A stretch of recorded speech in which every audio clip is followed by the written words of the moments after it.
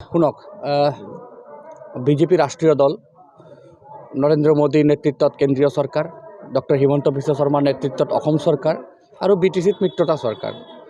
এদিন নহয় এদিন যিমানেই নেতা হওক ৰিজনাল পাৰ্টিৰ আঞ্চলিক দলৰ বিজেপি দলক ৰাষ্ট্ৰীয় দলত যোগদান কৰিবই লাগিব। কাৰণ আপোনালোকে চাইছে যে অসমৰ যি 5টা বাই ইলেকশ্যন হৈ গ'ল বিধানসভাৰ, চামগুৰি যিটো আহিছে, এই চামগুৰি যিটো বিজেপিৰ দখলত কেতিয়াও নাছিল, এইটো আহি গ'ল। তাৰমানে মানুহৰ যি আস্থা জাগি উঠিছে বিজেপি দলৰ প্ৰতি, তো সেইকাৰণে প্ৰত্যেক নেতা কোন পাৰ্টিত থাকিব? সেই পাৰ্টিত থাকিব যোন পাৰ্টিত নেকি ৰাইজ আছে। তো যোন পাৰ্টিত ৰাইজ নাই সেই পাৰ্টিততো কোনো নেতা থাকিব নোৱাৰে। উইদাউট ৰাইজ কোনো নেতা হ'ব নোৱাৰে। ৰাইজৰ সহযোগত নেতা, ৰাইজেই ৰজা। সেইকাৰণে খাম্পা বৰগয়াৰী বুলি কথা নহয়, বেলেগ নেতাৰ আমি কথা কৈছোঁ। ৰাইজ যোনফালে আছে সেইফালে চৰকাৰ আছে আৰু নেতাও সেইফালে আছে। BTCক দখল কৰাৰ কথা মই এতিয়া ক'ব বিচৰা নাই। বিজেপি সদায় আগবাঢ়ি গৈ আছে। যোৱা যেতিয়া 2015ত ইলেকশ্যন হৈছিল BTC, তেতিয়া কেৱল মাত্ৰ এটা ছিট আমি পাইছিলোঁ আৰু তাৰে পিছত 2020ত আমি 9টা পাইছোঁ। তো পৰ্যায়ক্ৰমে বৃদ্ধি পাই আছে। তো এইটো নিশ্চিত যে অহা BTR ইলেকশ্যনত ছিটৰ সংখ্যা বাঢ়িব। এইটো আমি চৰকাৰ বনাম সেইটো ছিটৰ ওপৰত কথা। আঞ্চলিক দল কি নিশেষ হৈ যাব নেকি? আঞ্চলিক দল মই নিশাকৰ কথা কোৱা নাই। সকলে মহান ব্যক্তিসকলে কৈ আছে যে নিজে কি কৰি আছা সেইটোত ফ'কাছ কৰা, নিজৰ কৰ্মৰ প্ৰতি কনচেনট্ৰেট কৰা। বেলেগে কি কৰি আছে নকৰিছে এইবিলাক চাব দৰকাৰ নাই। সেইকাৰণে আমি নিজে পাৰ্টি আমি কৰি থাকিলে ৰিজনাল পাৰ্টি থাকে নাথাকে এইটো তেখেতসকলৰ কথা। আমি আগবাঢ়ি যাম।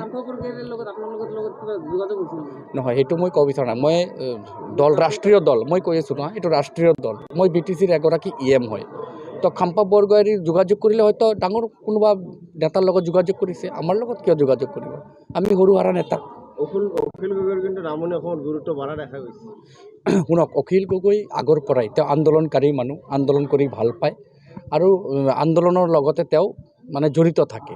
তো সেইকাৰণে নামনিত যে আহিছে, তেওঁ এটা আন্দোলন ইছ্যু লৈ আহিছে, চৰকাৰৰ কথা নাই। কেইদিনমান আগত আপোনালোকে দেখা পাইছে যেতিয়া দিল্লীত টক শ্ব' হৈছিল, আমাৰ মাননীয় চিফ প্ৰমোদ বড়ো BTR তেখেত আছিলে, আমাৰ মাননীয় সাংসদ দিলীপ শইকীয়া ডাঙৰীয়া আছিলে।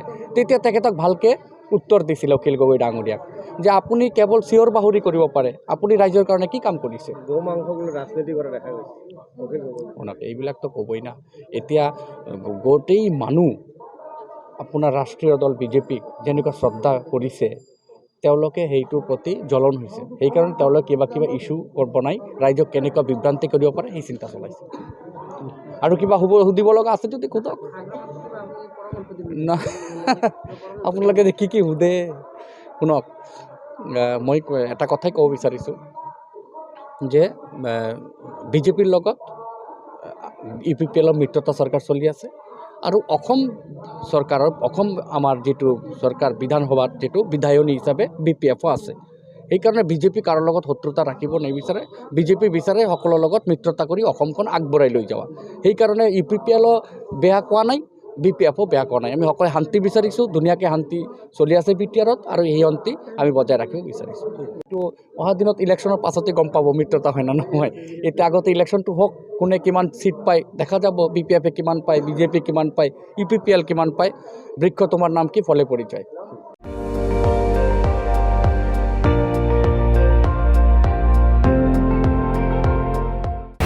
আপুনি চাই আছে ND24, সৰ্বশ্ৰেষ্ঠ নহয় সৰ্বোত্তমৰ দৌৰত।